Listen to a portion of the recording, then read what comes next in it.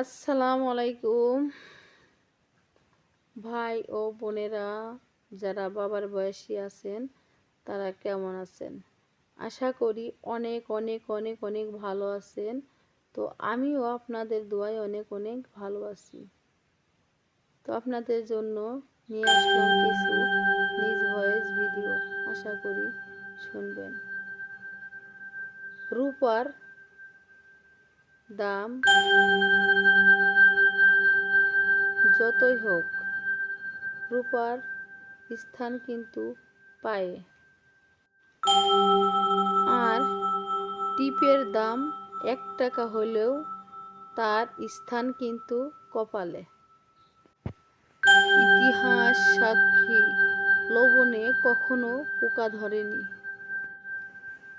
কিন্তু মিষ্টিতে প্রতিদিনই পোকা ধরে, আবার পিঁপড়াও ছাড়ে না।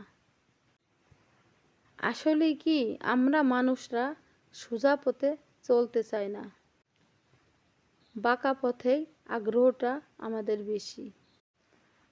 তাই তো মদ বিক্রেতাকে কোথাও যেতে হয় না, কিন্তু দুধ বেচালাকে দাঁড়ে দাঁড়ে দুধ বিক্রি করার জন্য ঘুরতে হয়। আমরা দুধ বিক্রেতা আলাকে বলে থাকি, কি ভাই, দুধে জল মিশাননি তো? আর মানুষ মদে জল মিশিয়ে খায়। আজ পর্যন্ত মানুষকে এতটুকুই চিনলাম।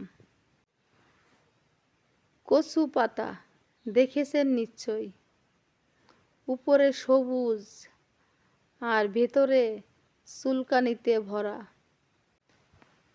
তেমনি আমাদের সমাজে কিছু মানুষ আছে, উপরটা পরিপাটি কিন্তু ভিতর আবর্জনায় ভরা।